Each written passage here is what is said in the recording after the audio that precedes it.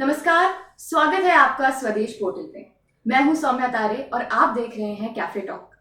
And today we have with us the very dynamic, the very charismatic Madhya Pradesh state BJP media incharge mister Lokendra Parashar, who is not only a fabulous writer but an eloquent speaker and a zealous journalist. धन्यवाद sir ये कहने के लिए।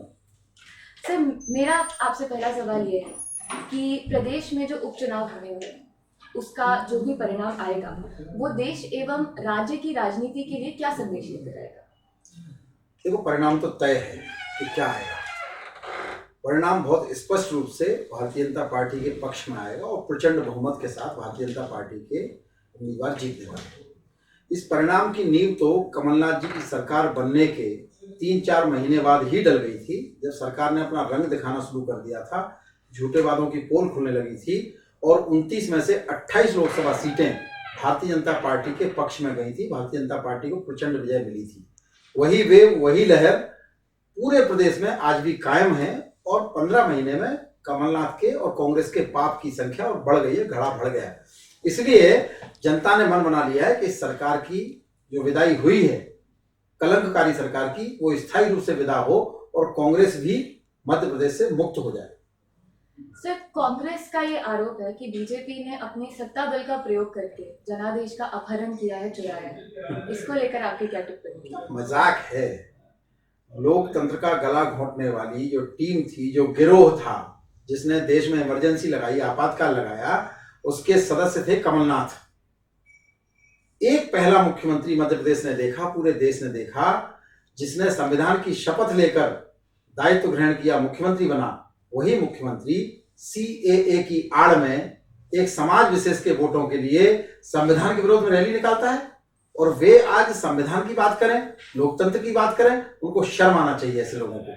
मैं कहता हूं कि जनता सब जानती है, जनता के द्वारा, जनता के लिए जनता की सरकार होती है, वो लोकतंत्र होता है। इन्होंने जनता को मारा, संविधान का गला घोंटा, अपमान किया। ऐसे लोगों के विरुद्ध जनमानस खड़ा हुआ है। कांग्रेस का जो प्रचार है, उनकी जो प्रचार नीति है, उसमें वो बीजेपी के अगेंस्ट गद्दारी और धोखाधड़ी का आरोप लगा है। उस पर आपकी क्या टिप्पणी? नहीं, वो बिल्कुल सच कह रहे हैं। जो किया है वही तो बताएंगे। 15 महीने तक गद्दारी तो की है। ये भी एक अजूबा मध्य प्रदेश में हुआ है कि लिखित में गद्दारी की है। लिख कर दिया था जनता को कि 2 लाख तक का किसान का कर्जा माफ करेंगे, एक का भी नहीं किया। हर युवा को 4000 बेरोजगारी भत्ता देंगे, एक नहीं मिलेगा। दिन में लालटेन लेके ढूंढो आप पूरे मध्य प्रदेश में, एक मिल जाए तो सौम्या जी आप मुझे जरूर बताना कि ये एक युवा मुझे मिला है, इसको 4000 रुपये बेरोजगारी भत्ता मिला है। एक पंचायत आप मुझे बताइए जहाँ कोई गौशाला बना दी हो कमलनाथ ने। एक बेटी मुझे बताइए जिसको 51,000 रुपये उसके विवाह में इन्होंने गरीब को दे दी हो, वो मुझे बताइए। एक बेटी बताइए जिसको स्कूटी दे दी हो। मेधावी बच्चों को शिवराज जी की सरकार 40 लाख रुपए तक की फीस भरती थी, सरकार भरती थी गरीब बच्चों की जो मेधावी होते थे। एक बच्चे की फीस भरी हो तो बताइए। तो ये गद्दारी उन्होंने की है, इसलिए उनको गद्दारी गद्दारी गद्दारी शब्द से बड़ा प्रेम है। आप बीजेपी के मीडिया प्रभारी हैं, तो किन किन मुद्दों पर आप ये चुनाव लड़ने वाले हैं? विकास और विनाश, जन कल्याण और कुर्सी की चाहत। दो पक्ष बहुत स्पष्ट हैं।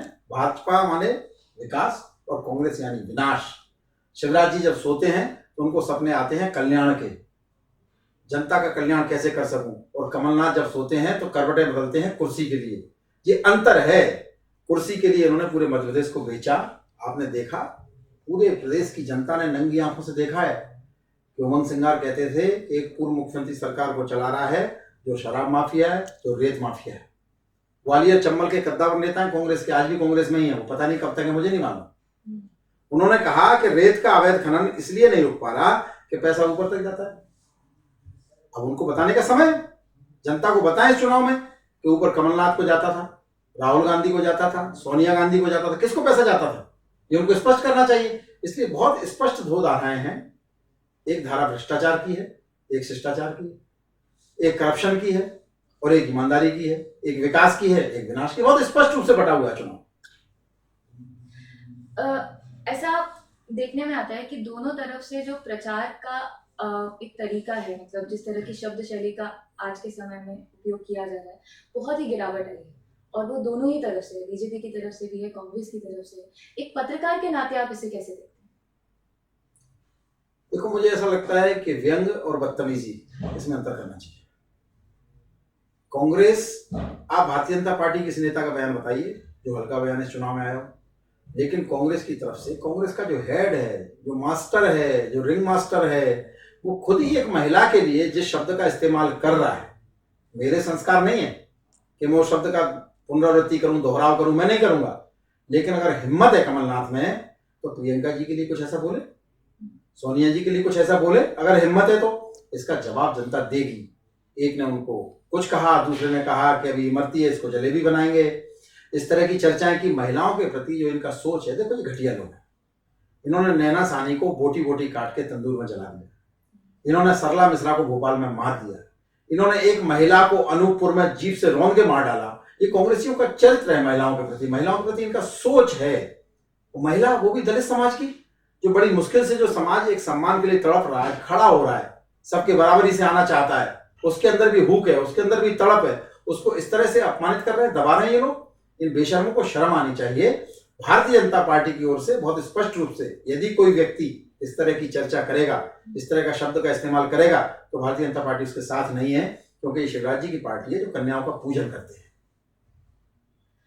जो अभी प्रदेश में एक सॉर्ट ऑफ एक्सचेंज प्रोग्राम चल रहा है, मतलब बहुत सारे नेता हैं जो इधर आ रहे हैं, तो क्या आपको लगता है कि बीजेपी का जो मूल कार्यकर्ता है वो इससे हताश है, कहीं ना कहीं निराश है कि इतना हम जिनके अगेंस्ट खड़े थे वही आज हमारे साथ हैं? उसको आप कैसे देखते हैं? देखो, भारतीय जनता पार्टी की जो यात्रा शुरू हुई जनसंघ से, बाद में इंदिरा जी की सरकार जब गिरी तो जनता पार्टी के रूप में एक संगठन बना, और उस संगठन में समाजवादी भी थे, कुछ कांग्रेस के लोग भी आए, कुछ अन्य अन्य धाराओं के लोग भी आए, वो सब सम्मिलित हुए। बाद में कुछ धाराएं अलग अलग हुई और भारतीय जनता पार्टी का निर्माण हुआ। जब भारतीय जनता पार्टी का निर्माण हुआ तो बहुत सारे समाजवादी नेता जो आज भारतीय जनता पार्टी के राष्ट्रवाद में रचे बसे हैं, वे सब आए, और आज भारतीय जनता पार्टी की बड़ी ताकत है। भारतीय जनता पार्टी से जुड़ता है व्यक्ति भारत के लिए, जो भारत का कल्याण कर सकती है, भारतीय जनता पार्टी है। मैं ऐसा नहीं मानता कि कांग्रेस में सब खराब लोग होते हैं। भाई, कांग्रेस पार्टी ने देश की आजादी में महत्वपूर्ण भूमिका निभाई है, लेकिन कांग्रेस की जो आत्मा थी उस पर जो है नकली गांधी खानदान ने कब्जा कर लिया, तो इसलिए वो आत्मा मर गई। अब वो आत्मा तड़प रही है। तो उस तड़प में जो सहभागी हैं, जिनको लगता है कि मूल विचार से कांग्रेस भटक गई, राष्ट्रभक्ति के विचार से, ठीक है, देश के कल्याण के विचार से, अब उनको लगता है कि विकल्प के रूप में भारतीय जनता पार्टी ही है, इसलिए लोग आ रहे हैं। 15 महीने में क्या हुआ इस मध्य प्रदेश में? सत्ताधारी दल का विधायक मुन्ना लाल गोयल अपनी पार्टी के खिलाफ धरना देते हैं ग्वालियर में, अपनी सरकार के खिलाफ। यहां बात नहीं बनती है तो विधानसभा के बाहर गांधी जी की प्रतिमा के सामने धरना देते हैं।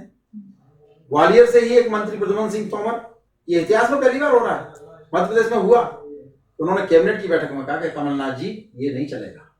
क्या कारण था? कोई ना कोई दर्द था दिल में, कहीं ना कहीं जनता से जो वादे करके प्रतिनिधि जाते हैं उनको पूरा करना उनका दायित्व है, और वो वादे तब पूरे होते हैं जब मुखिया सहमति देता है, योजना बनाता है, उसको पालन करवाता है। लेकिन कमलनाथ जी ने दोगला व्यवहार किया ग्वालियर चंबल के साथ खास तौर पे, और उन सभी लोगों के साथ जो सिंधिया जी के समर्थक थे या अन्य नेताओं के समर्थक थे, कमलनाथ की हाँ में हाँ नहीं करते थे। इसलिए लोकतंत्र में जनता के प्रति अपना उत्तरदायित्व निभाना है, तो जो संगठन निभा सकता है उसमें लोग जाते हैं। ये तो भारतीय जनता पार्टी तो समंदर है, दूध है, इसमें शक्कर आके मिलेगी, घुल जाएगी, मीठा हो जाएगा, कोई फर्क नहीं पड़ता। अंत में आपको क्या लगता है कि नतीजा क्या होगा? नतीजा तो मैंने प्रारंभ में भी कहा, जो अंत में आप पूछ रहे हैं, भारतीय जनता पार्टी की प्रचंड विजय होगी। एक कल्याणकारी सरकार और ताकत के साथ, जो जनता की सरकार है, जनता के लिए है, जनता के द्वारा बनने जा रही है, वो और प्रचंड बहुमत के साथ जब मजबूती प्रदान करेगी तो जो काम अभी चल रहे हैं उनको और तेज गति मिलेगी। धन्यवाद सर। धन्यवाद।